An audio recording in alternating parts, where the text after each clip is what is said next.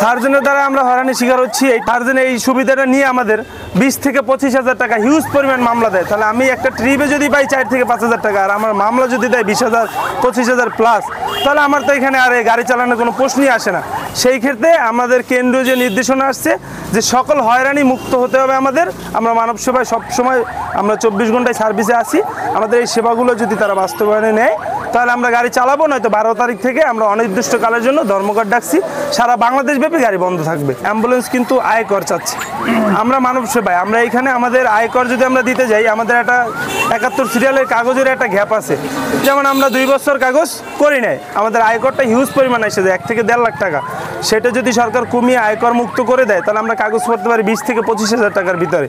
তাহলে আমাদের সাধারণ একটা পাবলিক একটা গাড়ি কিনে মানব সেবায় এসে যদি এত টাকা আয়কর দিয়ে আমাদের ব্যবসা করতে হয়, সেই ক্ষেত্রে আমরা কাগজ করতে পারি না। আজকে আমরা চাচ্ছি এটা যে সারা বাংলাদেশ ব্যাপী আমাদের পাথরঘাটা জেলাব্যাপী এগুলো জানুক মানুষ, যে আসলে আমরা তো হুট করে অ্যাম্বুলেন্স বন্ধ করে দেওয়া পসিবল না। তাহলে মানুষ জানুক যে আমরা কিসের জন্য র্যালিটা দিচ্ছি। 12 তারিখ পর্যন্ত আমাদের টাইম আছে, সেই টাইমটা আলটিমেটাম আগে থেকে আমরা দিচ্ছি।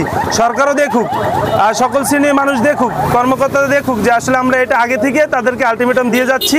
যদি তারা এর ভিতরে বাস্তবায়ন না করে আমরা 12 তারিখ থেকে অনির্দিষ্টকালের জন্য অ্যাম্বুলেন্স বন্ধ করে দেব। আমরা মহড়ার মাধ্যমে সবাইকে সতর্কতা করলাম যে আমাদের একটা দাবি আছে, যখন হুট করে আমরা অ্যাম্বুলেন্স যদি বন্ধ করে দিই সেই ক্ষেত্রে আমাদের উপরে প্রেশার কিট হবে। সেই থেকে আগাম থেকে আমরা তাদেরকে জানিয়ে দিলাম যে আমরা 12 তারিখ থেকে আমাদের যদি বাস্তবায়ন দাবি যদি না হয় তাহলে আমরা 12 তারিখ থেকে আলটিমেটাম বন্ধ সারা বাংলাদেশ ব্যাপী। বেতন, রোড খরচ, অন্যান্য ব্যাপার দিয়ে আমরা খুব বিপদে আছি। এখন আমাদের এই যে অ্যাম্বুলেন্স যে অ্যাসোসিয়েশন সার্ভিস, এই যে সংস্থা, এদের সাথে আমাদের এই আন্দোলন আমরা একমত।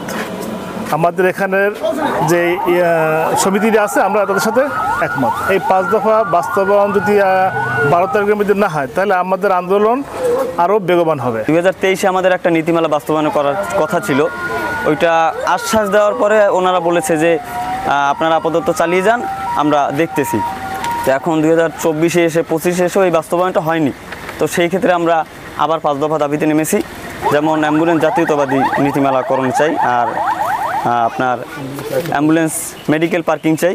দ্বিতীয়ত অ্যাম্বুলেন্স আয়কর এইটা নীতিমালা কমাতে হবে। তৃতীয়ত হলো অ্যাম্বুলেন্স চলাচলের জাতীয় নীতিমালা চাই।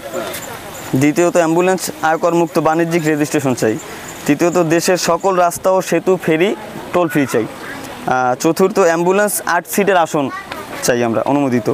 আর সকল হাসপাতালে পার্কিং ব্যবস্থাটা চাই আমরা। সেক্ষেত্রে আমরা 12 তারিখ থেকে অনির্দিষ্টকালের জন্য ধর্মঘট, যা কিছু বিনিময় গাড়ি চলবে না। আমাদের 2023 সালে 25শে জুলাই অ্যাম্বুলেন্স নীতিমালা করণের জন্য আন্দোলনের নামে তখন সরকার আমাদের আশ্বস্ত করে যে এটা দেখমু, কিন্তু আজকে 2025 সাল, এর কোনো শুরু আমরা পাইনি। তাই 12 তারিখ থেকে সারা বাংলাদেশ আমাদের অ্যাম্বুলেন্স ধর্মঘট ডাক দিয়েছে। এই জন্য অ্যাম্বুলেন্স 12 তারিখ থেকে সব বন্ধ থাকবে। হ্যাঁ, এখনও রোগী চলমান, রোগী হইলেই আমাদের অ্যাম্বুলেন্স সার্ভিস নিয়োজিত আছে। মূলত 12 তারিখ থেকে পাবে না। 12 তারিখ থেকে আমাদের দাবি যদি না মানা হয় অ্যাম্বুলেন্স অনির্দিষ্টকালের জন্য বন্ধ থাকবে।